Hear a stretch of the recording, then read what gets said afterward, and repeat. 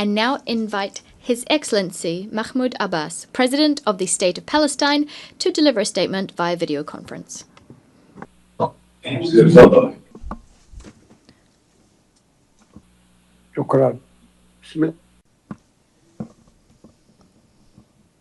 Thank you. Your Excellency, President Emmanuel Macron, Your Royal Highness, Prince Mohammed bin Salman Al Saud,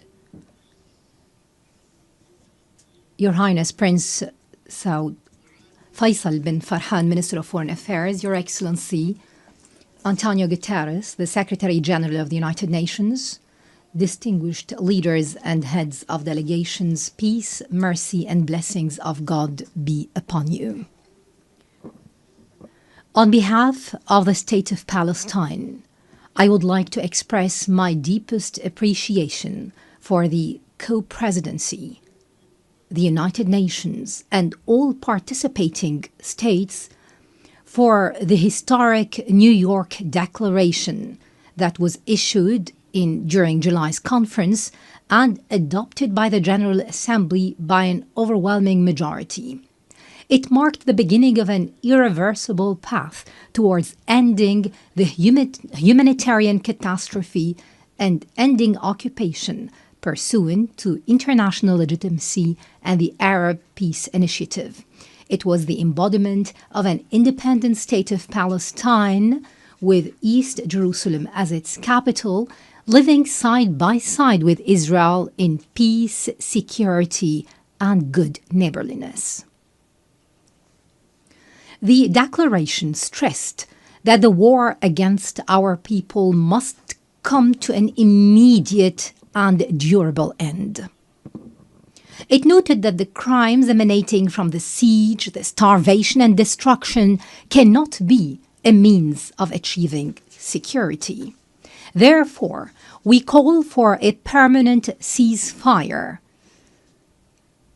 We need to ensure humanitarian access through the United Nations and UNRWA.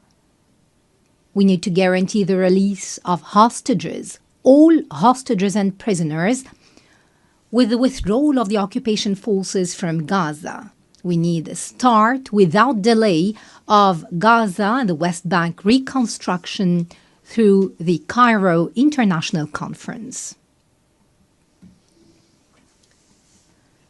Your Excellencies, ladies and gentlemen, we would like to commend the Egyptian-Qatari-US mediation that tries to put an end to this war. We also commend the positions of Egypt and Jordan, who reject the displacement of Palestinians, a matter rejected by the international community as well.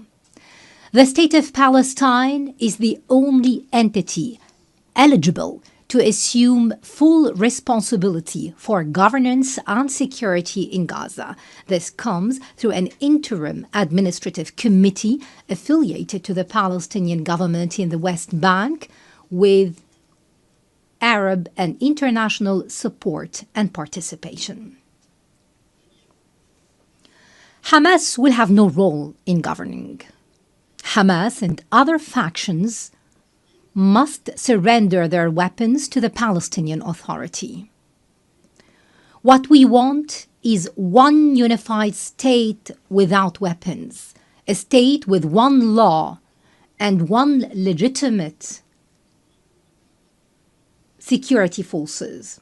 We stress our condemnation of the occupation's crimes. We also condemn the killing and detention of civilians, including Hamas's actions on October the 7th, 2023.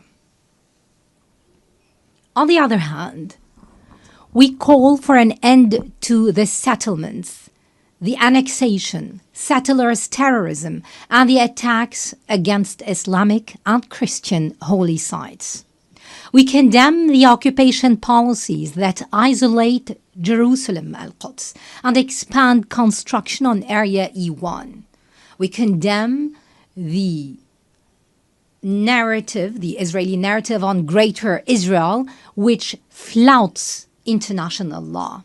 It represents a direct threat to Arab national security and international peace. This comes in addition to the brutal aggression against the sovereignty of the brotherly state of Qatar and other Arab countries. This necessitates a firm, deterrent international stance. Ladies and gentlemen, the State of Palestine continues to adopt a comprehensive reform agenda promoting governance, transparency, the rule of law, and the reform of the financial system. It also works on the reform of educational curriculum in line with the UNESCO standards, and this will be achieved within 2 years. We're establishing a unified social welfare system after the abolition of all previous payments to the families of prisoners and martyrs. This system is currently undergoing international audit by a specialized international firm. We underline our commitment to organize presidential and parliamentary elections after the end of the war, and within 1 year, we will draft an interim constitution within 3 months to ensure the transfer of power from the authority to the state. This will ensure that no party or individual will participate unless they adhere to the political program and the international commitments of the Palestine Liberation Organization and the rules of international legitimacy. The elections will be held under international observance. Ladies and gentlemen, we desire a modern democratic state based on the rule of law, pluralism, power sharing, equality, justice, and the empowerment of women and youth. We commend the positions of those countries that recognized the State of Palestine. We call on those who have not yet done so to follow suit. We call for your support so that Palestine become a full-fledged member of the United Nations. We have already recognized the right of Israel to existence in 1988 and in 1993, and we still recognize the State of Israel. In this vein, I would like to thank France, Britain, Canada, Australia, and Belgium, in addition to Portugal, Luxembourg, San Marino, and Andorra, and other countries that have been mentioned by His Excellency, the President of France. And we recall with appreciation all 149 countries who have already recognized the State of Palestine earlier. They have participated in our long struggle, the last of which was Spain, Ireland, Norway, Slovenia, and Armenia. We would also like to commend the important role of the presidency of this conference, the Kingdom of Saudi Arabia and France, as well as Britain, in galvanizing more international recognition. We'd also like to thank all participating countries in this conference for their important role, issuing the New York Declaration and taking irreversible steps to bring about durable peace based on the two-state solution and based on international legitimacy.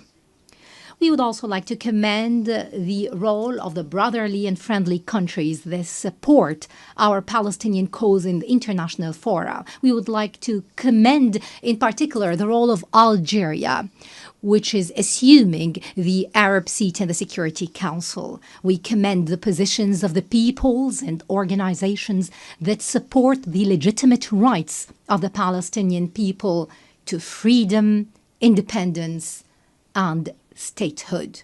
We reject any confusion, I repeat, any confusion between the solidarity with the Palestinian cause and the issue of anti-Semitism. We reject the latter, proceeding from our values and principles. We would also like to express our readiness to work with the US President Donald Trump, with Saudi Arabia, France, and the United Nations and all partners to implement the peace plan adopted during this conference within a specific timetable with international guarantees and monitoring. This would open the gates towards a just peace and comprehensive regional cooperation.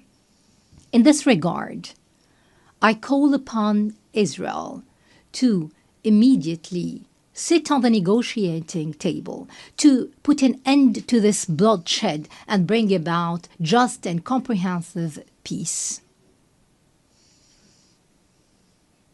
And I address the Israeli people saying, our future and yours banks on peace. Enough violence and war. Our generations deserve to enjoy freedom and security.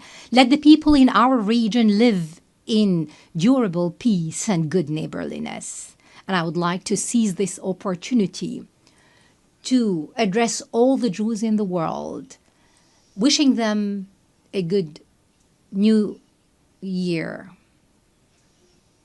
And to our patient Palestinian people in their homeland and everywhere, I would like to tell you that the dawn of freedom and liberty is coming, no doubt. That day, ladies and gentlemen, is the day of the State of Palestine and the start of the peace process in the Middle East. We hope that we will call very soon to an international conference that will bring about this matter. Peace and blessings of God be upon you.